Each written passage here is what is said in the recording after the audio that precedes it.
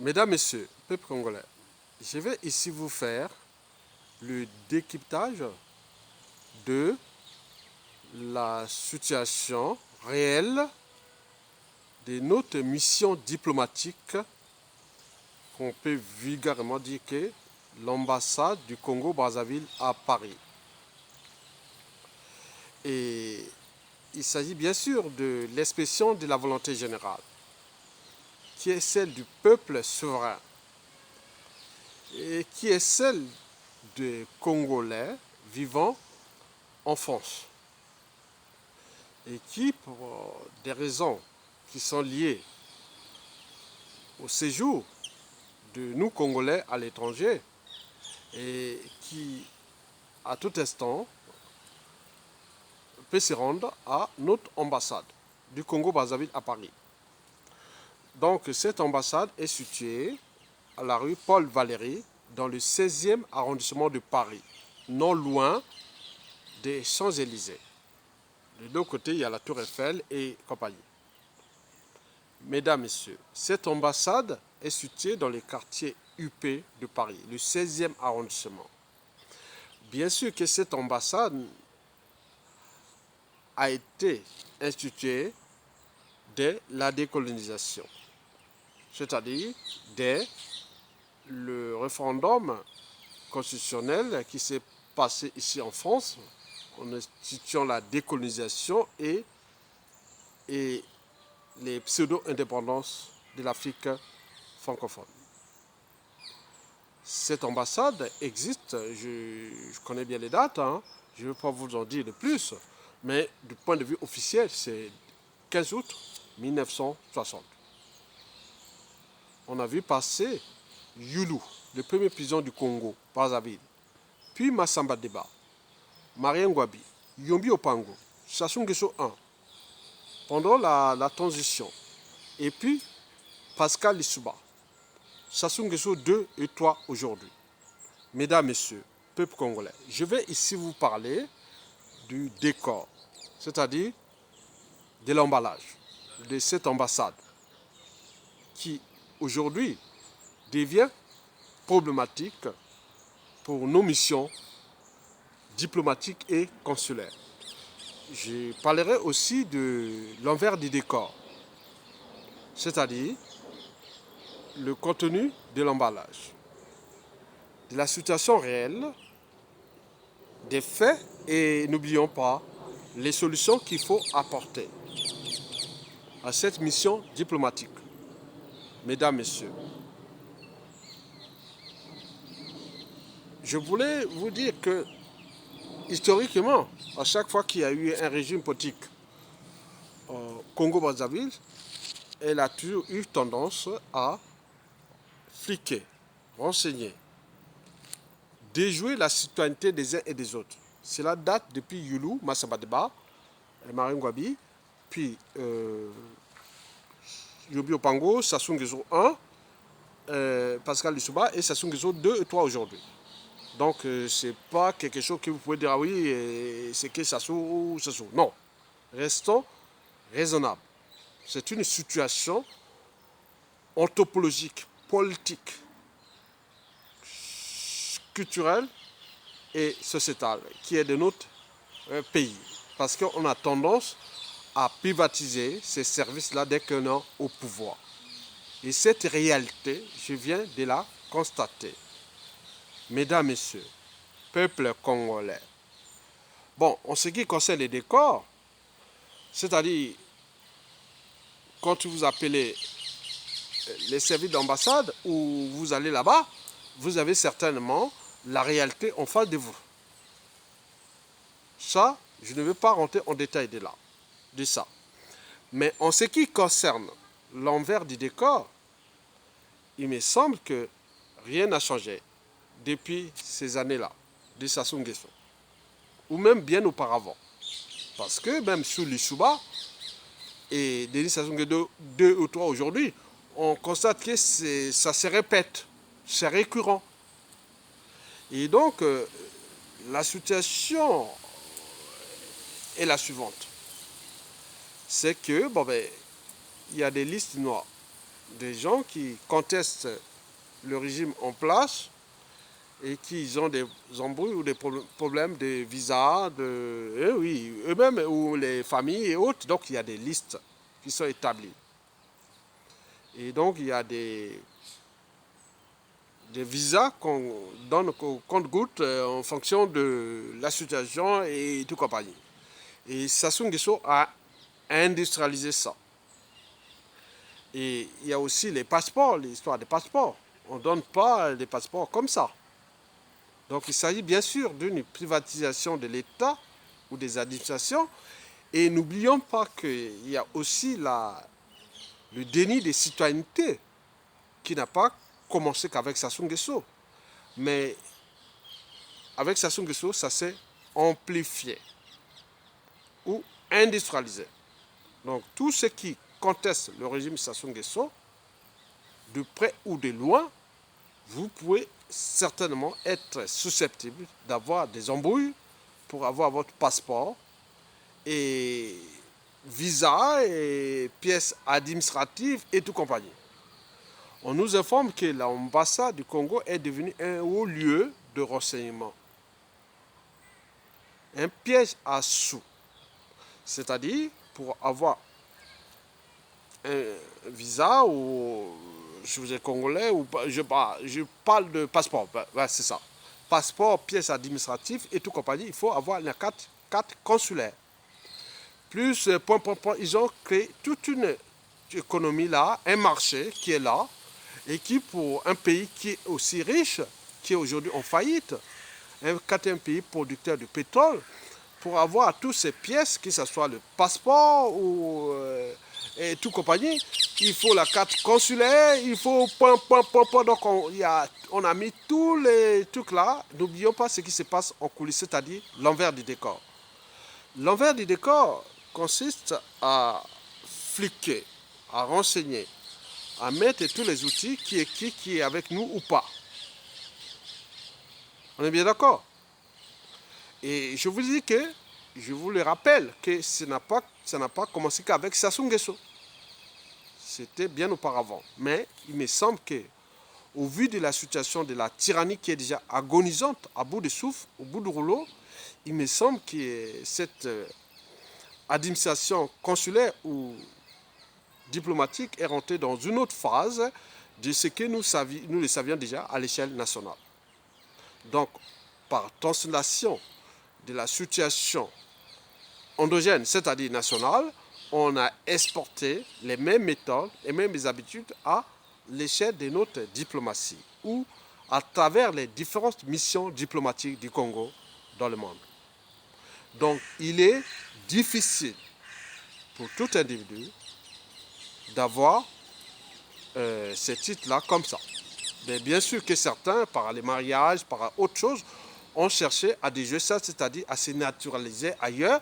D'autres n'en veulent même plus. Et vous avez suivi ma vidéo que j'ai fait vendredi, qui a été bien vue, et que certains ont dit, non mais, monsieur Aya, si vous voulez inviter les uns et les autres pour aller se représenter là-bas, pour trouver les solutions civilisationnelles que les régimes politiques passent, nos missions diplomatiques à l'étranger demain, notre diplomatie demain, le peuple, la nation demain, est-ce que vous êtes bien conscient que ces gens-là ne sont plus humains? Et c'est les raisons pour lesquelles que vous avez vu dans la vidéo que j'ai faite, on parlait d'empoisonnement. N'allez pas là-bas. Monsieur Aya, tout le monde, non, on va vous empoisonner. Non, mesdames, messieurs, on est en Occident, il y a des règles, il y a tout ça, on ne va pas apprendre ça, et s'il arrive quelque chose, on saura que il s'est passé là-bas. Voilà, donc, sur ce plan d'empoisonnement, donc on comprend bien que l'esprit qui règne dans la conscience des Congolais, on en passe tout de suite aux empoisonnements. Bien sûr que ces gens cherchent à protéger les esprits congolais qui n'allaient pas là-bas pour être empoisonnés. Donc, vous avez tout compris. La deuxième fait que j'ai pu constater, les gens ont dit en coulisses que non, nous on a supporté 22 ans déjà de déni de notre citoyenneté. On a eu des embrouilles depuis 22 ans. À Yatonga, tu arrives, tu es du nord, tu es de la région de Sassou Nguesso. Si tu veux aller faire tes problèmes de passeport, va là-bas. Pour nous, on a tout supporté. Donc, on s'est naturalisé. D'autres sont revenus comme des clandestins. Ils vivent là. Mais ce n'est pas le problème. Cette dictature va partir. Aussi longtemps que durera la nuit, le soleil finira par se lever. C'est l'hymne de notre Congo.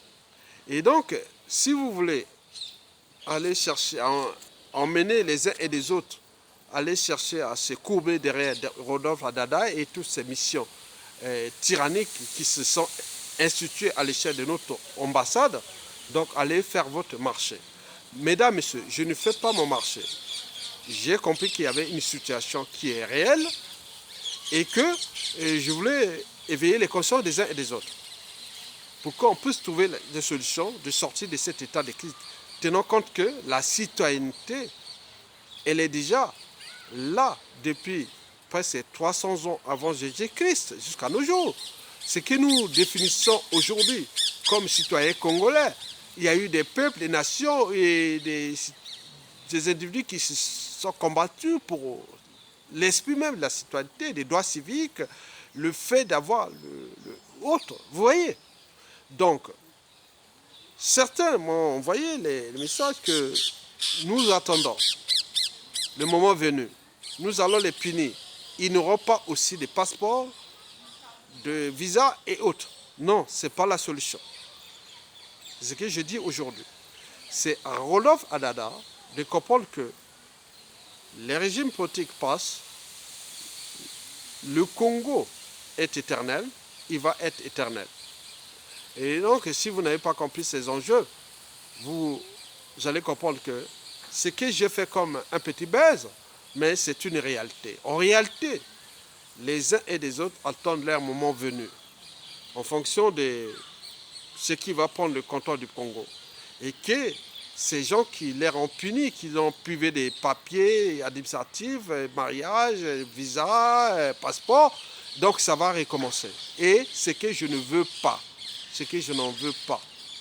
Et c'est les raisons pour lesquelles j'adhère à l'expression de la volonté générale.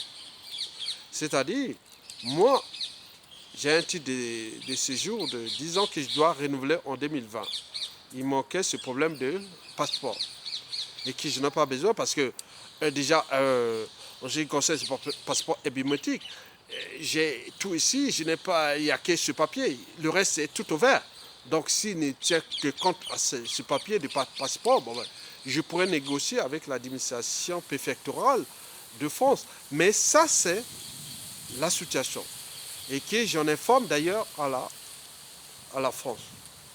Que nous avions cette situation et que certaines... Bon, il y a des individus, pas des individus, c'est une volonté qui est là, qui recrute 2/3 de la diaspora congolaise de France, qui dit qu'on nous a punis avec ce régime de Sassou Nguesso et que nous n'allons pas se soumettre ou négocier à cette confiscation de l'État congolais à travers notre mission diplomatique et consulaire. Donc, Rodolphe Adada doit comprendre que ne faites jamais à autrui ce que vous ne souhaitez pas qu'on le fasse sur vous-même. Et donc, en vue de la situation qui est déjà problématique et de la chute de Sassou Nguesso, inévitable, nous devons trouver les synthèses pour que l'ambassadeur puisse prendre. Oui, il a l'intérêt à le dire ouvertement. Je voulais envoyer un message par mail ou autre, mais je ne le ferai pas parce que il y a une expression, il y a une volonté générale qui dit que ils nous ont punis à travers cette mission diplomatique. Les gens sont allés là-bas pour avoir les papiers, autres on les a foutu les bazars. Et aujourd'hui, certains négocient des passeports, des visas et autres pour se soumettre à la volonté tyrannique. Et que nous ne voulons pas ça. Ce qu'ils m'ont dit. Donc c'est une expression. Et donc en tenant compte de ça, vous connaissez mon esprit consensuel de la suite, parce qu'à chaque fois qu'un régime politique a été mis hors d'état de nuire au Congo-Brazzaville, il y a eu des bouleversements à l'échelle des missions diplomatiques. Et certains m'ont dit, Ayatonga, mais pourquoi tu vas t'humilier avec les Dada, Adada et tout compagnie? Cette ambassade-là, quel que soit le régime qui va venir, mais tu seras là l'homme qui pourra mettre même l'ambassadeur du Congo-Brazzaville à Paris. Donc, j'ai dit non, je ne serai pas là pour mettre l'ambassadeur du Congo-Brazzaville à Paris. Je pense l'expression de la volonté générale. Et comme je suis un citoyen qui accomplit tous ces enjeux de la société et de la civilisation, en tenant compte des problématiques des droits et devoirs des uns et des autres, de ces titres qui sont à l'étranger. On ne va pas vers ce qu'ils font, quoi. Donc, Monsieur Rodolphe Adada, l'information est réelle que cette ambassade est devenue un haut lieu de renseignement au service de la tyrannie, qui certains disent c'est l'Mboshi. Au Ventoux, on disait nordiste, mais non, là, c'est Mboshi, Sassou Nguesso. Et donc, c'est les dangers. Vous avez tout compris. Si vous avez une conscience et que vous êtes un scientifique et que les scientifiques sont raisonnables à un certain point, et donc science sans conscience n'est que ruine de l'âme. Et donc vous devez comprendre que l'information que je donne n'est pas que pour moi, elle est pour la suite. Dans la règle d'or, ne faites jamais à autrui ce que vous ne souhaitez pas qu'on le fasse vous-même. Et donc vous devez dire, oui, comment un pays pétrolier peut-il devenir un piège à sous dans ses différentes missions diplomatiques, et notamment en Occident, où pour aller faire un passeport et tout le reste, et autres, vous pourrez laisser jusqu'à 150 euros, jusqu'à 200 $, et donc on ne sait pas où va cet argent. Et donc les gens, on passe comme ça. Donc, moi personnellement, depuis 2010, j'ai mon passeport, comment on appelle, passeport biométrique. Bon, mes données biométriques, je suis scientifique, biologiste, donc on connaît bien ces données digitales et tout comme ça. Donc on ne va pas me dire, ah oui, Ayatonga n'est pas Ayatonga. Sinon, je garderai ça à côté, c'est pas moi et autres, on va voir. Mais depuis 2015, j'ai eu des embrouilles dans cette ambassade et que je disais qu'elle est là pour recoller les morceaux entre cette géopolitique nord-sud qui commence à nous poser bien des soucis. Et donc, je suis là que pour recoller les morceaux. Donc, je vais rester dans le cadre de la volonté générale. Donc, je ne vais pas vous envoyer des messages ni vous appeler par la suite, mais je reste là, mais je vais renouveler mon passeport.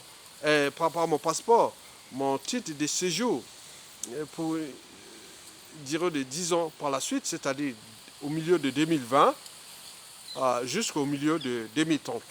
Est-ce que je serai encore là, en vie, ou je serai encore à Yatonga? Et donc, on ne sait pas. Chacun a son destin. Mais je vous informe que je n'étais que là pour éveiller les consciences des uns et des autres, pour que les uns et les autres puissent prendre leurs responsabilités. Parce que le danger est réel. Il y a beaucoup qui en ont subi ces services consulaires à l'échelle de l'ambassade du Congo-Brazzaville à Paris.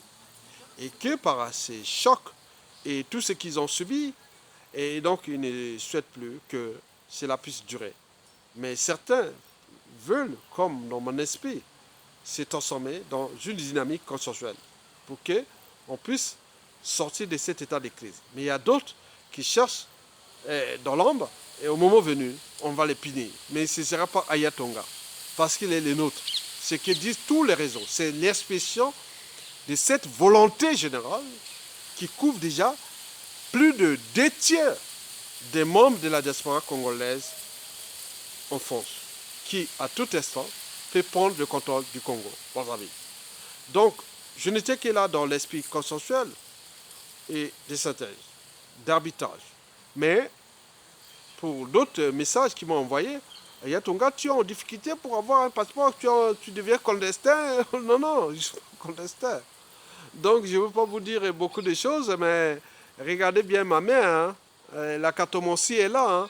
Donc vous pouvez comprendre la main du Ayatonga. C'est un esprit. Et donc dans cet esprit, nous devons trouver les situations de sortir de cet état de crise diplomatique, consulaire et autres. Mais la réalité est là. Il y a des listes noires et dans cette liste noire, j'en fais partie de cette liste noire. Donc, le service consulaire et d'ambassade du Congo, bien entendu, sont devenus les hauts lieux de renseignement et autres au service de la tyrannie qui est déjà agonisante. Mais retenez bien que pendant l'Issouba, ce fut pareil. Pendant Sassou Nguesso 1, ce fut pareil. Yombi Opango, ce n'était pas aussi haute, mais pendant Marien Ngouabi, bon, on nous signale que ce n'était pas aussi ça, mais c'était encore mieux. Dans ce sens-là. Pendant Marien Ngouabi, c'est l'unique période où il n'y avait pas ces systèmes-là et autres. Mais on nous signale aussi que pendant Youlou, ce fut pareil. Et pendant Massamba Deba et Amonte-Mate. Donc, Youlou, 1959-1963, l'année que je suis né. Puis Massamba Deba, 1963-1968. Puis Marien Ngouabi, 1969-1977. 1969-1997. Yombi Opango, 1980. Marien Ngouabi, 1969-1977. Yombi Opango, 1977-1979. Sassou Nguesso 1, 1979-1992. Pascal Lissouba, 1997, 1992, 1997. Voilà, je pense au coup d'État. Ouais.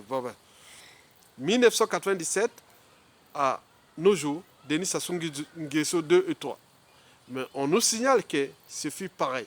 Comment nous allons-nous ensemble s'en sortir de là?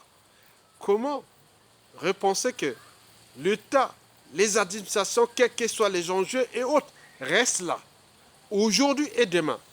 Que vous contestez n'importe quel régime, on vous dit, monsieur, vous êtes citoyen congolais, vous avez des droits et devoirs de peuple, parce qu'à tout instant, les régimes politiques passent et nous pouvons partir, mais en traitant les uns et les autres positivement. C'est des outils pour aussi que les uns et les autres vous traitent positivement par la suite.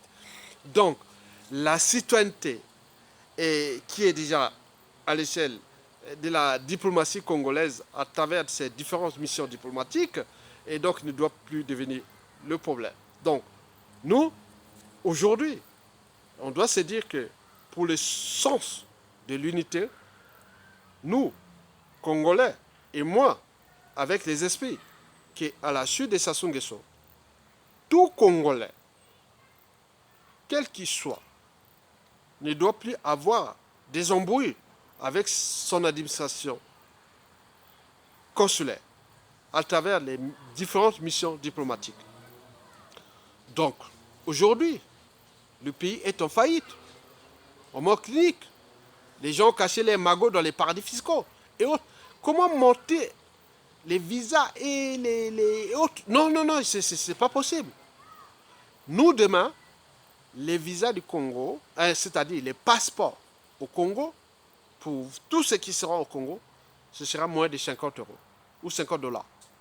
Et toutes les pièces administratives autres seront gratuites parce que le reste sera fait par les bons gestionnaires qui vont gérer les choses à travers notre pays, et du nord au sud et de l'est à l'ouest.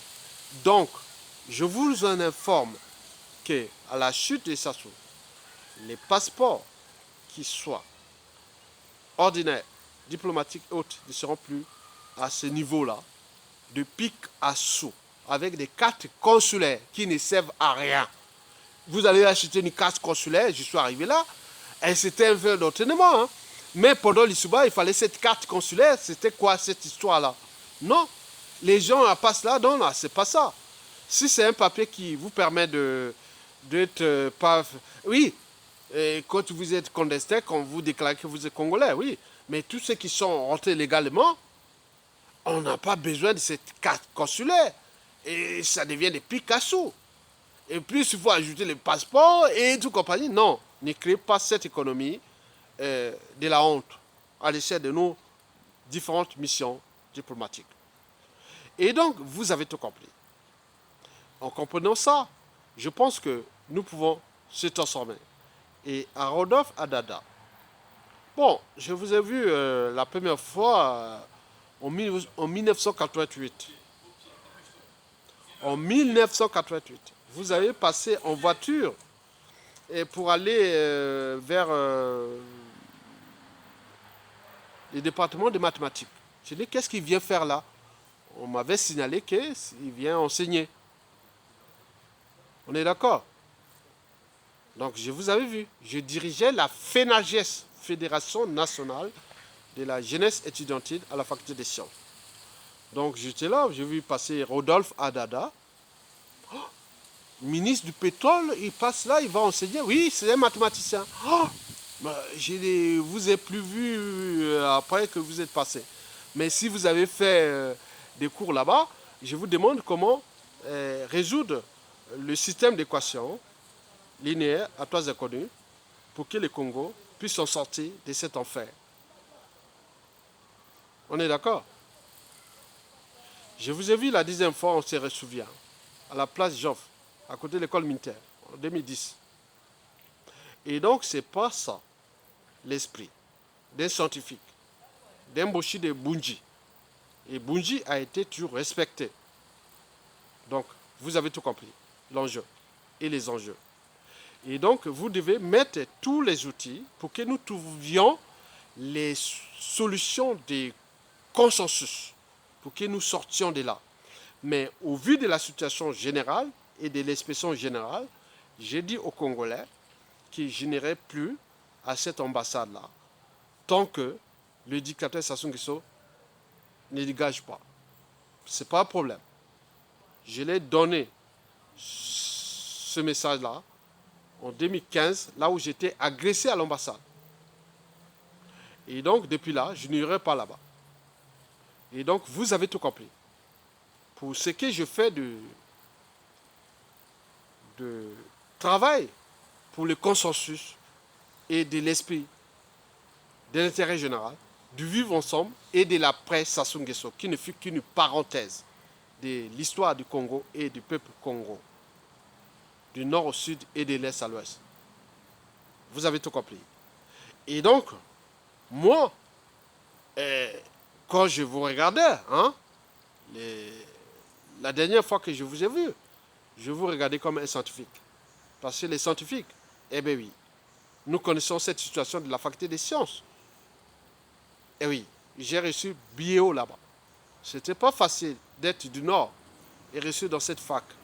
Mais on a été j'ai été les rares du Nord à reçu dans cette fac brillamment. Et la plupart des profs qui étaient là-bas, l'héritage colonial et des trucs qu'ils ont fait, c'était des scientifiques sudistes. Mais ils avaient l'esprit de la science, qui ont détruit par la science, par les histoires politiques. Mais beaucoup d'entre eux sont encore vivants. Et je vais d'ailleurs, et d'ici peu de temps, les retrouver. Et leurs enfants et petits-enfants. Et n'oublions pas tout ce monde-là de la science au Congo-Brazzaville, la faculté des sciences qui a été vendue et à une ambassade d'un pays de la sous-région. Donc l'esprit, rentrez à la faculté des sciences. Eh oui, en face du marché total. Rentrez à droite, il y avait la direction de la faculté des sciences. À gauche, c'était le département de biologie, végétale, animale et physiologique. Animal et végétal. collé avec le département de physique, pur et appliqué.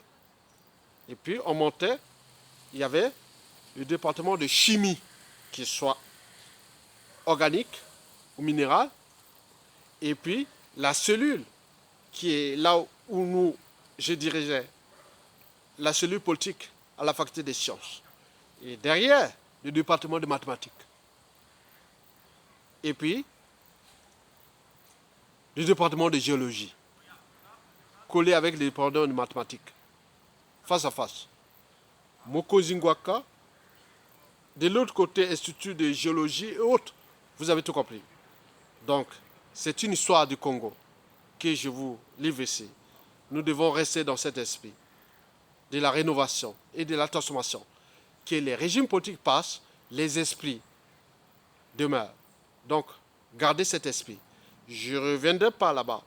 Si vous pouvez m'envoyer un message, vous pouvez dire, monsieur Ayatonga, vous n'avez que la photo, le passeport est biométrique, envoyez-moi seulement la photo et je vous fais un passeport.